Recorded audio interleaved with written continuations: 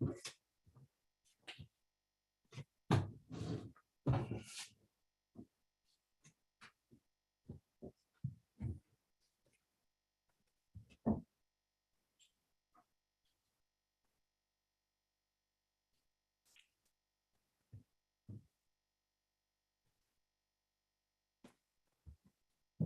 it looks like we're getting council coming on.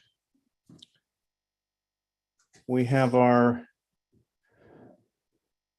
I'll just wait till 6 here and we'll check in with our city clerk.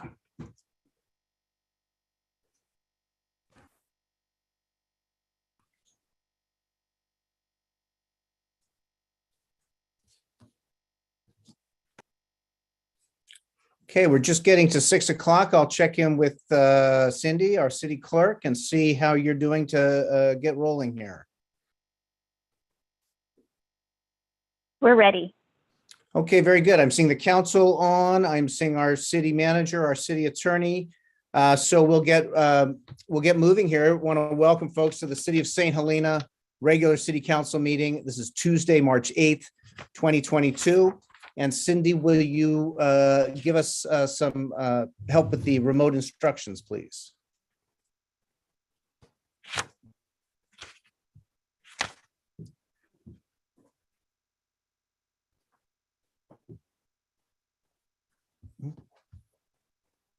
There we go.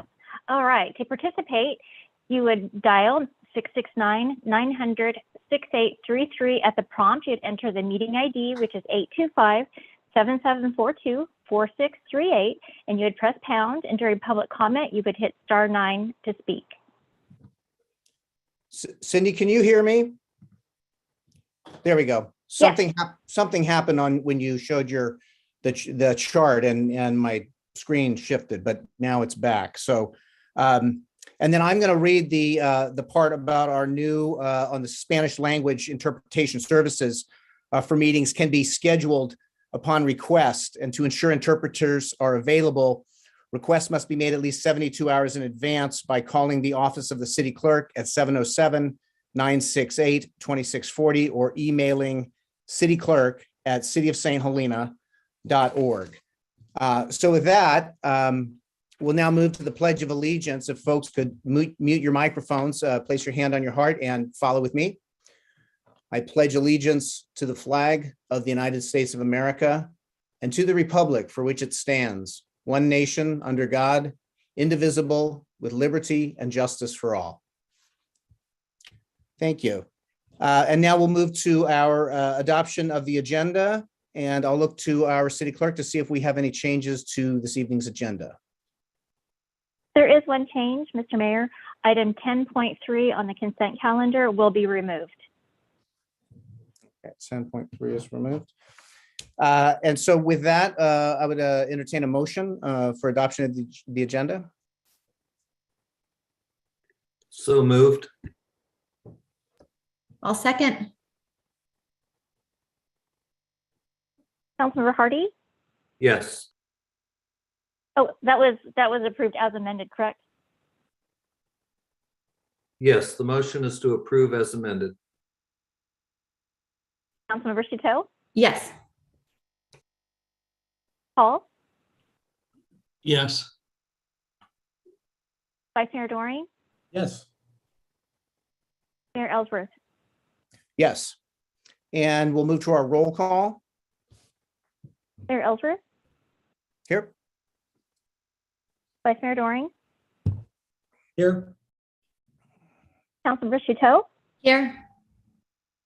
Paul? Here. Hardy? Here.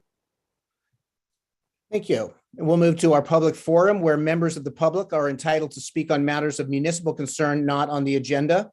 Each person's comments shall be limited to 4 minutes. Each person is entitled to speak on any non-agendized item only once at any meeting. Brief questions by council members for clarifications may be posed and answered, and council members may make requests that items be placed on future items. But in accordance with state law, no substantive discussion or action may take place unless and until the matter properly appears on the agenda. I'll look to our city clerk to see if there's any public comment at this time.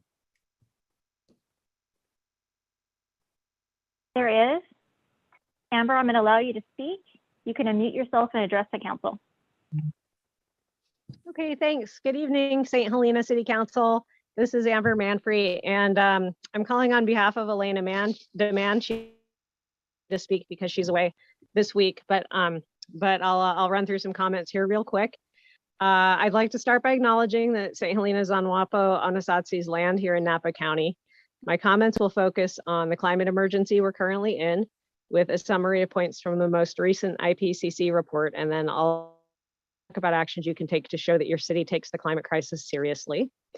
In the most recent IPCC report released last week, there's 3 main points that are relevant to us today. The first is that the scientific evidence is unequivocal. Climate change is a threat to human well-being and planetary health. Any delay in action on mitigation and adaptation will miss a rapidly closing window of opportunity to secure a livable future. What we need at this time is inclusive governance that honors local and indigenous knowledge and moves us rapidly toward a zero carbon future. The worst kind of action we can take at this point is to build maladaptive projects that claim to address climate change, but actually compound issues and make it worse in the long run. We're at a moment where anything that doesn't move us forward sets us back. So what can St. Helena do to show that it takes the climate crisis seriously? In 2018, the St. Helena City Council unanimously passed a resolution in support of Measure C. This was a vote that demonstrated that the city understands the urgent need to protect Napa's wild landscapes so that we can store carbon and ensure clean drinking water for generations to come. To continue that work, St. Helena can pass a climate emergency resolution with a meaningful commitment to achieve net zero climate pollution by or before 2030, like the one the students presented to you about last November. Calistoga and American Canyon have already done it, and it's time for St. Helena to step up. You could also resolve to prevent the construction of any new fossil fuel infrastructure. This is an easy first step in decarbonizing the economy. You could support the Time Out for Trees resolution by asking the county to strengthen mitigation measures and to stop cutting trees. For the past 30 years, we've lost an average of 200 acres per year of carbon sequestering wildlands here in Napa County, and that's ongoing. So let the county know that you don't agree with that land management strategy. We need to keep our grasslands, chaparral, and forests intact so they can keep doing their work sequestering carbon. And lastly, you could write a letter to the County Board of Supervisors about the Walt Ranch project, saying that the city of St. Helena wants stronger mitigation measures. This is a high-profile project, and the county board will be rehearing the appeal going back to where the process was in May 2021 due to some recent conflict of interest issues with one of the board members. This reset gives us an opportunity for better mitigation, and your support would be very helpful in achieving it. That's it. Thank you for your patience. I wish you could see this beautiful sunset from Atlas Peak right now, but good meeting, guys, and thanks for letting me show up. Thank you. Thank you for the comments. And we will look to our city clerk to see if there are additional public comments. There's no other comments. Okay, very good. We'll move to our reports by staff and city council, future agenda items, and AB 1234 reports. These are reports by Mayor? staff and or council. Mr. Mayor? Yes. I do think it's a good practice to maybe at least mention that we have had public comment in writing. I think folks want to be acknowledged and let them know that we see that. So there, I see one here from, well, there's a couple of them, but under public forum, there's one by Mr. Chris Fowler. So I just wanted to put that out there. Yeah, I do. I concur. That's a good practice. So that is something that came to our public comment from Mr. Fowler. And in the future, when those show up, we'll recognize those. And if folks do want to come on and read them, that's fine. But if they don't, we'll still recognize them. Thank you. So we'll look at our reports by staff and city council. And this is where brief questions for clarification can be posed or answered. Council members may request that items be placed on a future agenda. Except under certain circumstances, the Brown Act prohibits any other discussion or action by the city council. What I think we're going to do with this section now is move back to a practice the vice mayor introduced a few months ago of looking first to city staff for a hand if there's a report, and then we'll move to the council. So I'll look first to our city staff to see if, and I see first, we've got our Finance Director, Admin Director April Mitz, and then I'm seeing Mr. McCann, our City Manager. But Mr. McCann, can I go to you first, just to get where you're starting? Yes, thank you very much. Good evening, Mr. Mayor and council members. We have spoken a bit at staff, and I've encouraged the staff to provide timely reports at council meeting of matters that they are working on, or matters that are coming before city boards or commissions, or just things that are of interest in the community. And I know that we have a few items tonight that you'll hear brief reports from department heads, and we'll be doing this in future more regularly. One thing I wanted to report on first relates to the water and wastewater rate study. The consultant, a preferred consultant, has been identified, and we'll be bringing a report to the council at the next meeting. This follows a very long and very diligent process, which began back in December, where we sent out a request for proposals. We got proposals from 8 very qualified firms, narrowed that down to the preferred firm. The mayor and councilmember Hardy were involved in that process, so I thank them for their good work on that. We'll be bringing that proposed contract to the council at the next meeting on the 22nd, and that staff report will include some discussion and requests for direction from council so that we can get a good, clear start on this very important matter. We're also going to endeavor to ensure that the staff report is available to the public as early as possible, because we know folks are very interested in this matter. So look for that coming soon. Thank you. Thank you. And at that meeting, there will be opportunity for public input as well as ahead of time as the staff report comes out. Yes, indeed. Very good. Thank you. And we'll look now to Dr. Mitz. Great. Thank you, Mayor Ellsworth and council members. Just a few quick updates tonight. The first is I'm very happy and pleased to say that last week we did close on the interim financing for the wastewater treatment project. So this is $9.3 million financing that funds the gap for the time now until we actually get the USDA permanent funding. So we have been approved for USDA funding, and this was just a matter of administration that we had to do through USDA. In addition, I did want to provide the public with some information on the recent approval by City Council to move forward with putting a GO bond on the ballot. I am going to do a screen share. And if you look at the top of the screen, if you go to the city's homepage, under your government, you'll see a GO bond section right down here. And if you click on the GO bond section, of course, my computer is not cooperating with me tonight. What this does is this provides just an overview of the GO bond, what it is for, and it's the FAQ. So if anybody in the public has any questions regarding the GO bond and what it's meant to do and what the objective is for it, all the information is found on this page. So with that, I will turn it back over to you, Mayor Ellsworth. Thank you very much. And I'm seeing our city clerk, Ms. Shafopoulos.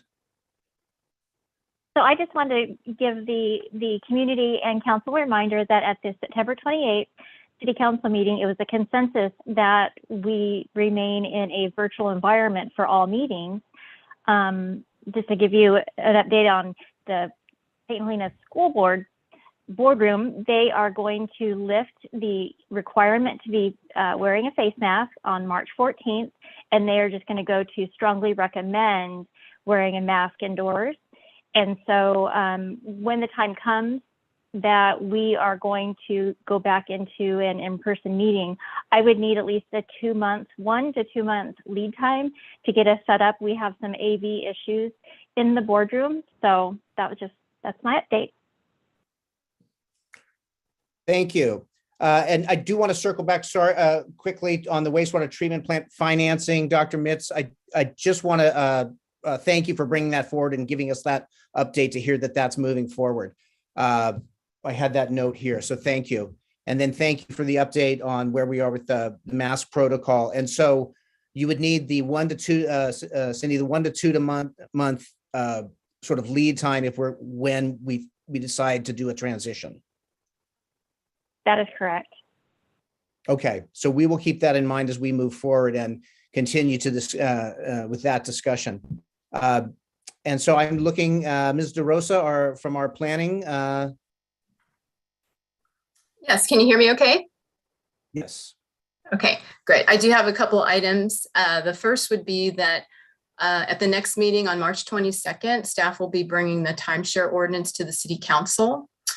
And also regarding our housing element update process, that's continuing to move along. I believe there's flyers out there on our websites, and we're communicating that on our e-news. There will be a community meeting next Wednesday at 6 p.m. So that's March 16th. It will be on Zoom, and the topic is affirmatively furthering fair housing.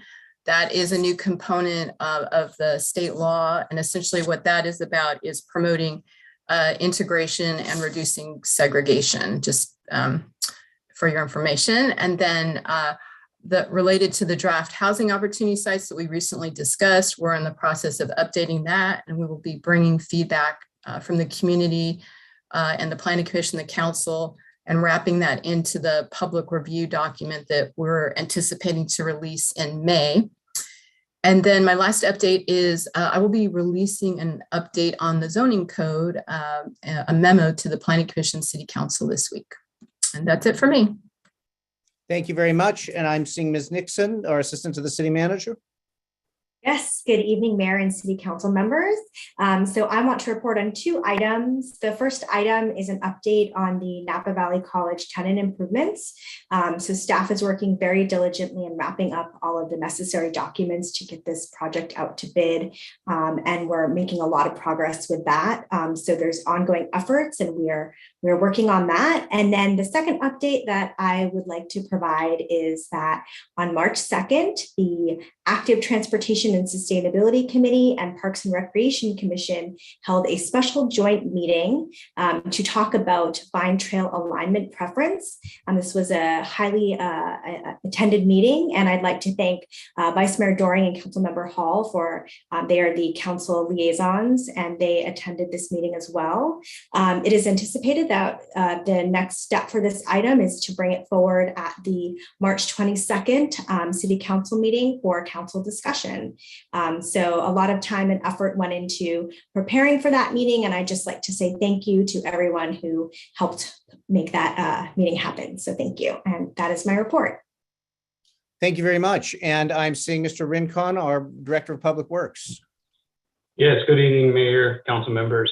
I just want to mention a couple of items. I have the Vine Trail between Calistoga and St. Helena. It's being issued for construction.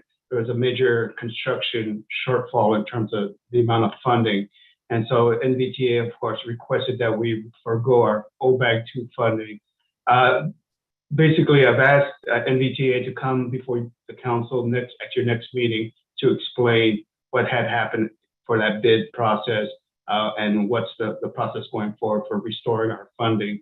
And just to let you know too that there's no council action necessary for us to move the OBAG funding from our plate to NVTA's construction fund.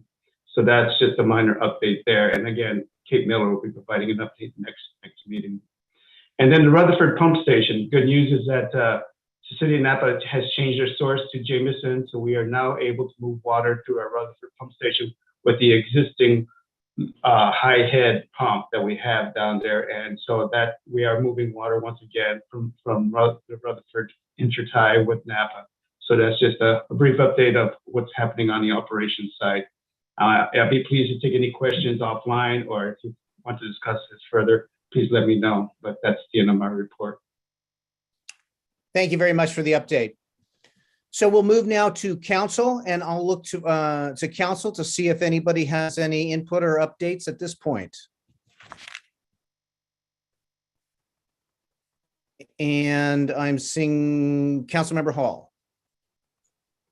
Thank you. I just wanted to thank staff for their updates. Ms. Nixon, for your help with the Vine Trail meeting. That was a very well-attended meeting, lots of different constituents coming together, and I thought it went very well. So thank you for that. And also, Dr. Metz and perhaps Mr. Rincon, thank you for the work on the financing for the wastewater treatment plant. what a relief to have that done and finally moving forward. Thank you very much. And that's it. That's my only update. Very good. Thank you. Additional from the council? Seeing none, I just have a few points I want to make. I want to urge folks as we look at what has so far turned out to be a drier winter sort of months, urge folks to be proactive in our ongoing water conservation efforts. And keep in mind that what we save today can benefit us in the future. So the things that we've really pushed forward over the last year, we're going to have to, keep that moving in terms of water conservation. So I just want to get that message out. Also, being proactive in our wildfire safety and preparation efforts. A good way is to go online to napafirewise.org, and that's to learn more about our the Napa County Firewise Foundation and our local fire safe councils, including ours here in St. Helena. So that's at napafirewise.org. And also just want to remind folks, as we move away from masking out of that phase of what's been a long couple of years, to just keep steady as we move forward, going back to some of life's regular routines. We do so in a steady and measured way, being respectful to each other as we sort of rebalance after a long couple of years with the pandemic. So I just want to just keep that in folks' mind that we're moving back to something that we knew in the past, and it might take a little adjustment or rebalance for our community. So thank you, everybody, for all your efforts. So with that, we'll move to proclamations and public recognitions. And this is a proclamation recognizing March 22nd, 2022 as Red Cross Month. And this is presented to Toni Lent, Napa County Disaster Action Team, DAT, and Betsy Witthohn, volunteer partner of the Disaster Program Manager for Napa and Sonoma counties. And I'm seeing Betsy here, and is Toni here as well? Toni has dialed in. Okay, great. So I'm going to read the proclamation, and then if you have a few words for us, that would just be great. So this is the City of St. Helena proclamation declaring March 2022 American Red Cross Month. Whereas in times of crisis, people in the City of St. Helena come together to care for one another. This humanitarian spirit is part of the foundation of our community and is exemplified by American Red Cross volunteers and donors. Whereas in 1881, Clara Barton founded the American Red Cross, turning her steadfast devotion for helping others into a bold mission of preventing and alleviating people's suffering. Today, more than 140 years later, we honor the kindness and generosity of Red Cross volunteers here in St. Helena, who continue to carry out Clara's life-saving legacy. They join the millions of people across the United States who volunteer, give blood, donate financially, or learn vital life-preserving skills through the Red Cross. Whereas in St. Helena, the contributions of local Red Cross volunteers give hope to the most vulnerable in their darkest hours, whether it's providing emergency shelter, food, and comfort for families devastated by local disasters like home fires, donating essential blood for accident and burn victims, heart surgery and organ transplant patients, and those receiving treatment for leukemia, cancer, or sickle cell disease, supporting service members and veterans, along with their families and caregivers, through the unique challenges of military life, helping to save the lives of others with first aid, CPR, and other skills, or delivering international humanitarian aid. Whereas their work to prevent and alleviate human suffering is vital to strengthening our community's resilience, we dedicate this month of March to all those who continue to advance the noble legacy of American Red Cross founder Clara Barton, who lived by her words, "You must never think of anything except the need and how to meet it." We ask others to join in this commitment to give back in our community. Now, therefore, be it resolved that I, Jeff Ellsworth, Mayor of the City of St. Helena, along with my fellow council members and colleagues of the City of St. Helena, do hereby proclaim March 2022 as Red Cross Month. I encourage all citizens of the City of St. Helena to reach out and support its humanitarian mission. Thank you. Betsy, do you have a few words that you could share with us? I do, and thank you very much, Mayor Ellsworth and council and citizens of St. Helena, and ladies for being in red today. I thought maybe it was because you knew Red Cross was coming today. I wanted to share, thank you very much. And you see us in more highly visible role in supporting during wildfires, which you're just talking about right now. But I wanted to just quickly share about a very special program we have to save lives from home fires.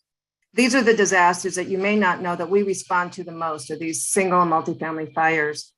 And we've launched a program, a home fire campaign to help prevent these. It's called Sound the Alarm, and it goes on throughout the year.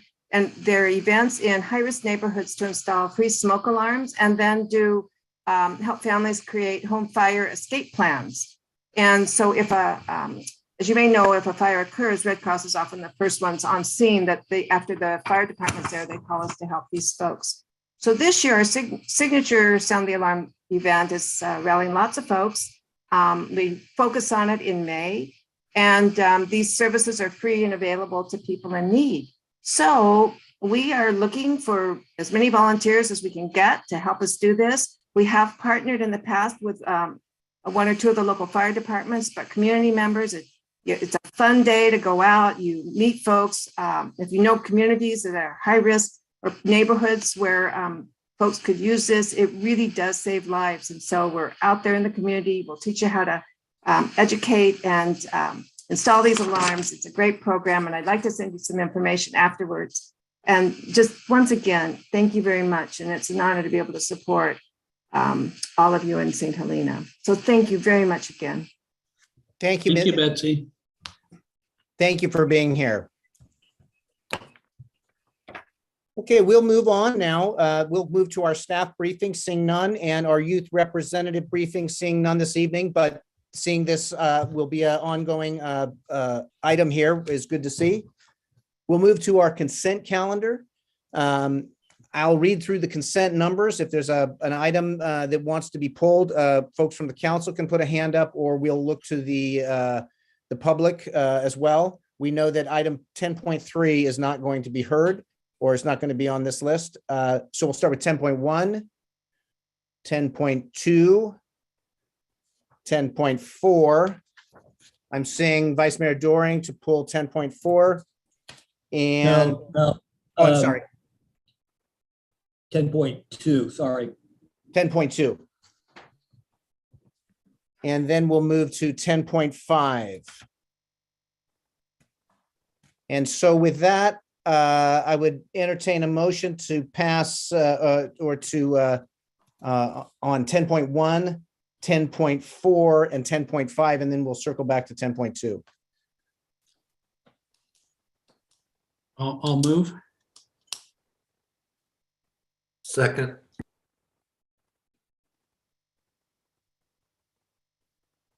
Councilmember Hall, Yes. Hardy, Yes. Witthohn, Yes. Vice Mayor Doring, Yes. Mayor Ellsworth. Yes. And now we'll circle back to 10.2. I'll look to Vice Mayor Doring.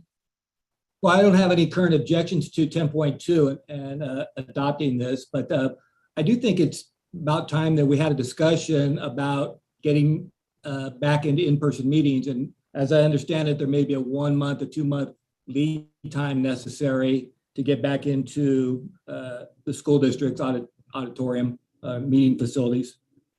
So I'm thinking, I don't know when the right time is to bring that back, or would it just not be if we decided, and I don't even know it's properly agendized for even a discussion, but at some point I'd like to have a discussion about that, whether it's the next meeting so that we can anticipate. As you all recall, one of the major reasons well, several different reasons, but one of the reasons was that we wanted to see more forward movement on transferring over to Napa College. And I don't see that happening as soon as we thought it would be happening. And so I don't know if that would be the reason to sort of delay moving into the school district facility. So I just want to put that out there for discussion. I personally am ready to move back in to have in-person meetings, and we should probably agendize that. Thank you. Thank you. And I'm seeing our city manager with I believe, a comment related to that. Yes, thank you. I think it's a very good observation, a good point. And I think we should get back to public meetings as soon as we are comfortable and able to do that. The city clerk explained some of the limitations, but I do think it's worthwhile having a conversation, and I'd be happy to initiate that with the mayor and vice mayor, and just have a little chat about some of the limitations, some of the options, and we can then bring an information item forward to the council as our agenda load permits in the next meeting or two. Thank you. Yes, I'm fully in support of that, and that conversation with the city manager to look how it might work on our agenda, et cetera. Okay, so with that, are there any other council comments? Seeing none, I will then look to public comment to see if we have any public comment on this issue. There is none. And I will bring it back. I'm seeing our city attorney, Mr. Walsh. Was that? No, you're fine. That was inadvertent. Okay, very good. So with that, then I'll entertain a motion on item 10.2. I'll move approval. I do want to note there's public comment by Mr. Tom Belt on this matter, but I'll move approval of this item 10.2. I'll second. Vice Mayor Doring, Yes. Councilmember Chateau, Yes. Paul, Yes. Hardy, Yes. Mayor Ellsworth, Yes. And we'll move now through public hearings, and item 11.1 is going to be continued again to March 22nd. So we'll move forward from there to our old business. This is item 12.1. This is the fiscal year 2021 third quarter update on the capital improvement programs. And Mr. Rincon, my understanding is you will be presenting this. Yes, good evening, Mayor, Council Member. This is just, we wanted to bring this back because it was a recurring item that we should have been providing to City Council and the public at large. But it's just to give an update, quarterly update on the status of some of our CIP program. Thank you, Councilmember Hall, for suggesting that we borrow the format that was presented to the council at our neighboring city in Calistoga. So we did provide that, and that's where the graphic came in. But basically, we've broken our projects down to four types: civic projects, street projects, wastewater projects, and water projects. And then the status, the details in terms of, where are we with each of the projects: scoping, planning, design, permitting, environmental, bid phase, construction, procurement, shovel ready, awaiting funds, and project delay. And we kind of try to capture as much as we could on that Gantt chart. So it's kind of at a glance. You see it, you kind of see where the status is, and the big black arrow meaning that we're taking it on to the next fiscal year. So again, it's a vast list. We're trying to attack this many. You got a lot of projects on here, obviously. We're trying our best. I think staffing continues to be an issue because without proper engineering staffing, it's going to be hard to deliver this amount of CIP. That's basically on the big plan, 5-year plan. But nonetheless, and again, we will be looking at the CIP in general because there's a few projects on there that I may want to redefine because I don't think it's the best solution, given that it's probably put together a few years back, and I think there's better solutions at this point. But I'm happy to entertain any questions you may have on specific projects. Again, this is the new format. I hope it presents at least a visual cue as to where we're at with our project, and I'm entertaining any questions you may have. Thank you very much, and I really do appreciate your presenting in this format to give a sort of visual understanding of where things are. I'll open it to initial input from questions from the council. I'm seeing Vice Mayor Doring.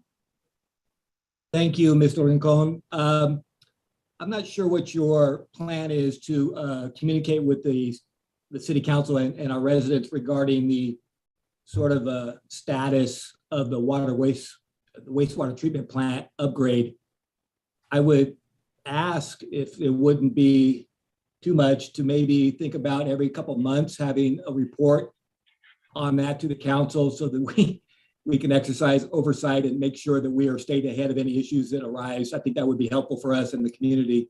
You probably were planning to do that anyway, but I thought that maybe this would be something that we should all agree upon now. So thank you. Thank you for this report. Yeah, absolutely. Great suggestion. We will be providing updates. Right now, we're still in the contracting phase, so we're still working through the issues. As you know, the funding has been finally finalized. So notice to proceed has been issued. And again, we're going through the finer points of doing some value engineering to reduce the overall cost to the project. We did submit that here recently, and we're still working with the contractor on a few other contractual issues, and we should be turning dirt here shortly. Thank you. Additional council comment or input at this point? Oh, I'm seeing Councilmember Hall. That's okay, Mayor. You can go first if you'd like. Yeah, I just wanted to, as we move forward, seeing that this is the initial presentation of this sort of graphic, if we do this regularly, bring this back, is there a way to map where we've been, from this point forward, perhaps at the next time this is brought forward, if there's a way to show the chart moving where we have movement, is that something that can be without too much mapped? Yeah, I'll have to think about it because it's a fairly busy chart already, and to show past history on it, because it is a snapshot, and you can see the red line going down at the end of February, beginning of March there. That's kind of like where we're at with all our projects. Yeah, I wouldn't know how to present that without necessarily cluttering it up too much, but let me give it some thought and see what I can come up with. We may just be presenting, I think online, we will definitely present the monthly updates, or excuse me, quarterly updates, and keep this graphic readily available online so that people can refer back to it. I think that might be the better solution for that. Okay, that's great. Really appreciate it. Councilmember Hall. Thank you. Thank you, Mr. Rincon, for the work and putting this together. I think it's terrific. It's great stuff. I love the red line. That tells me how we're progressing throughout the year. I would imagine that over a year or two, we would just basically see the same page, sort of. I hope not. Yeah, well, I do want to deliver some of these projects and get them off the page. Well, I was wondering about that. I noted that there's about $48 million worth of projects here, maybe a little more, and about 18 million are currently unfunded that are shovel ready to go. And funding, I would imagine, also includes the staffing needed to get them done, of course. So, so how's it going on the funding front, and is there anything the council can do to assist? Well, yeah, of course, the funding tends to be political as well as our ambitions. I know Mandy is very is on it in terms of funding. We do have a couple of consultants to seek fundings, and we present them our project list, and they come up with solutions as they pop up. In terms of politics, though, of course, always looking for federal and state support on some of these projects is always welcome. And if you come across something and say, hey, maybe this is a chance for us to fund this project that's just been sitting there, I'm more than welcome your input on these. Okay, that sounds terrific. I went through the list and did some tallying, and then I tallied other things I think that the council's aware of that aren't here. Obviously, this is just sort of a view of here's what we think we can do over the next 5 years or so. True. Not necessarily, something that we're.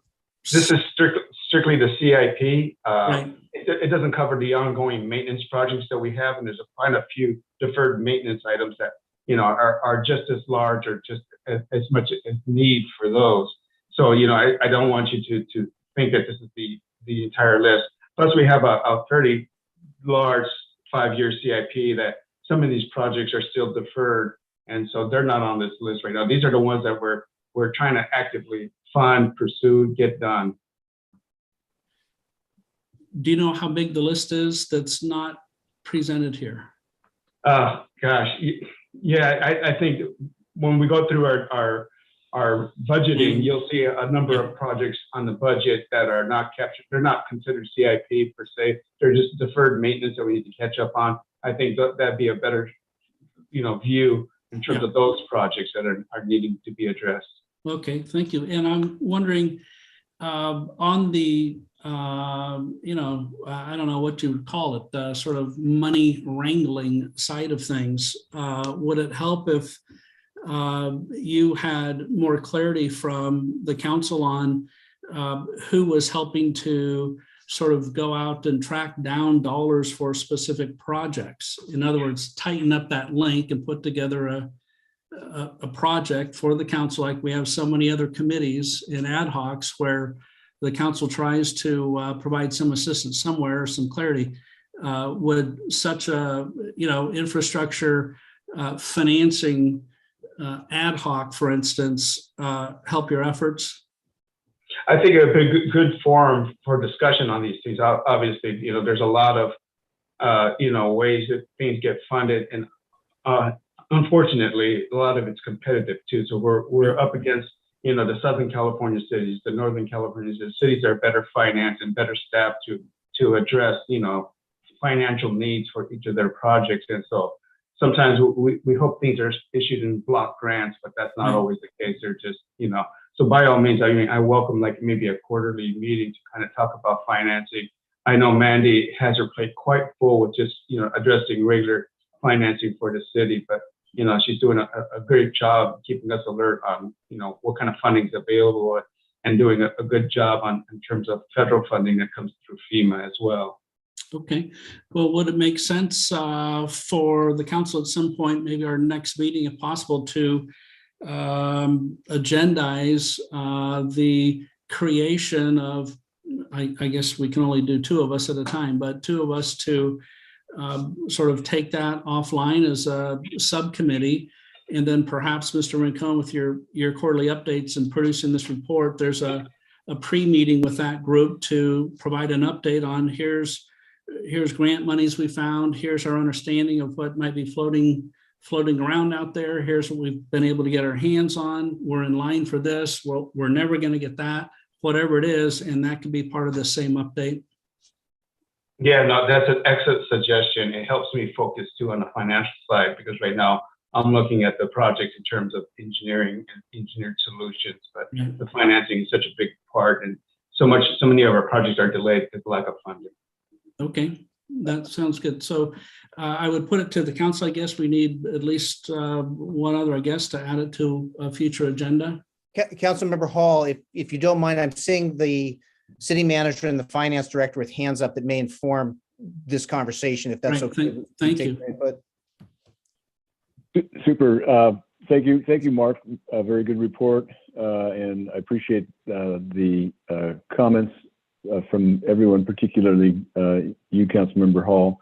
I'll say that maybe not too surprisingly, the buckets of funds that cities and other municipal governments utilize are relatively known and regular. And so it's not so much finding new funds, but rather finding the funds that we can most competitively pursue. And so I'm not suggesting that we don't welcome the help, but I think that universe of funding mechanisms is pretty well known to most of us. And what I think would be most helpful would be for us to take all of the projects, those that you were asking about, that are on the list and those that are not on the list, and really have a good priority, a session to prioritize those in conjunction with our budget. So we're looking at all of the demands on the system, both human resources, bandwidth of the city council, patience and bandwidth of the community, as well as finances. And then we can prioritize those, and we can identify which are most attractive for which kind of funding mechanism. At that point, it's very helpful to have the community and the council help us to pursue those. And that's through letters, through resolutions, through direct contact with members of the legislature, business community, et cetera. So that's where I would think that would be helpful. I appreciate always the offer for help, but I think it might be better a little bit down the road. That sounds terrific. Thank you very much, City Manager. And I look to Dr. Mitz. And just to echo what City Manager McCann just said, we did have recently City Council authorize the approval of some additional funds for a company that we have a small contract with right now called California Consulting, and they do just that. They literally just monitor every type of state and federal amount of funding that could potentially be there, and they're actually actively right now helping us working on some grant applications. We are planning on including in next year's budget additional funding for California Consulting to keep them on retainer with the city. And what they do under that retainer program, they actively manage our grants as well as actively go after funding, working with the Public Works Director and city staff on the particular projects we have. So that is a resource that we are going to be actively using them more and more. And additionally, I did just want to make a comment on the funding that you see the total project costs in the chart that Mr. Rincon had put together. Those project costs will sometimes update, and so that's part of the normal CIP process. Is that as bids come in, we might have allocated 400,000, maybe it comes in at 350, maybe it comes in at 500,000 or 600,000. I mean, similar to what we experienced with the wastewater treatment plant. So based on actual bids that come in, you will see some of the funds allocated. You will see some of that shifting, and you might actually see certain projects that may have to go unfunded at this time because other costs have actually exceeded what we expected they would be. So just some more commentary on that as well. Thank you, Ms. Mitz. I was just curious, outside of the wastewater treatment plant itself, do you know how much grant monies we've secured over the past 5 years? Currently, right now, we have over $7 million in active grants that we have actually received the grant funding for. In addition, we have a little over $8 million in pending grants that we're still waiting to hear back from. And we did just receive a notice of intent, an NOI, so it doesn't mean we have the funds, but we did receive the NOI from, I believe it's hazard mitigation, and that is to secure a potential generator at the Napa Valley College campus. So basically, the NOI allows us to move forward with actually applying for that grant application. So we do have roughly about $15 million in active grants that we've secured, as well as funding that we're still waiting to hear if we've received it or not. Okay, perfect. Thank you. Thank you. So in terms of moving forward, I know that our next meeting is going to be really a loaded up meeting. And so my thought is if we can follow City Manager McCann's thoughts in terms of how we work towards a prioritization meeting for these projects, and then look at how we might form something to shepherd that forward. If that, Councilmember Hall, sounds acceptable, that we sort of follow the lead here. No, I think that sounds terrific. It sounded like a good comprehensive way to move forward. Thank you. Very good. Thank you. And I'm seeing Vice Mayor Doring, and then just a brief comment. I think Councilmember Hall, if you run across good news somewhere from any of your contacts, I think it would be appropriate certainly to share that with our city manager. From time to time, something will come across my desk through some, publication or whatever. I think that's very helpful for the council. So I don't want to discourage. I would look forward to that, and I would do the same thing. We need all hands on deck to raise money, but I understand the process issues and the timing of going out and doing that, the lobbying and advocacy. So I appreciate that. So anyway, just that's my comment there. Very good. And Mr. Rincon, Director Rincon. Yeah, just a final comment also on the total project cost column that's shown on this Gantt chart. Those costs were developed quite a while back, and so I would not hang my hat on any of those costs shown there. Just, heads up that we need to redevelop these costs, because again, when the CIP was put together, I think they reused costs that were developed even prior to that. So it hasn't had a refresh in a while. Thank you very much. I know it would be a challenge too, as going forward, just trying to keep it up to date. Indeed. Even if inflation wasn't running at 10%, that would be a challenge enough. So Indeed. yeah. And let me just recognize Martin Beltran as he helped me put this together. He's been very helpful. So Martin, thank you very much. Yes, thank you, Martin. Yes, thank you, Martine, seeing you on the call as well. And then I'm seeing our city manager, Mr. McCann.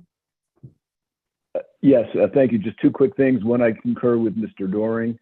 Anytime that any of you folks encounter an innovative or a new or a good idea, please do share it with us. I read the headlines in today's Napa Register about some interesting financing work that the city of Napa is pursuing. So there's all kinds of opportunities out there. And then also picking up on the Vice Mayor's comment at the beginning of the meeting, I recall that we got a communication this afternoon specific to this item, raising some concerns and suggestions relative to the CIP. So I don't recall, I think that was from Mr. Belt, is that correct, That's Cindy? correct. It just, I think it's a good practice for us to acknowledge those as the Vice Mayor had suggested. So that's it. Very good. Thank you. I'll look to additional council comment before we go to public comment. I'm seeing none, and I'll also, yes, acknowledge the letter from Tom and Margot Belt came in on this item, and we'll look to City Clerk Shafopoulos and see if we have public comment. There's no comment. Okay, we'll bring it back to council. Any final thoughts on this from council? Thank you very, very much, both Mr. Rincon and Mr. Beltran. This is a great tool for us to utilize, so really appreciate it. Okay, with that, we'll move forward to item. This is our final item this evening. This is 13.1, and this is to conduct a first reading of an ordinance adding chapter 2.76 to title 2 of the St. Helena Municipal Code relating to electronic and paperless filing of campaign disclosure statements, and adopt a resolution relating to electronic filing of statements of economic interest. And this is our city clerk, Ms. Shafopoulos. Thank you. So I'm looking at this staff report and the request as a housekeeping item. We currently have been using the campaign docs and e-disclosure filing systems for a number of years. Campaign docs, though, some of you may be aware that are filed with me by paper.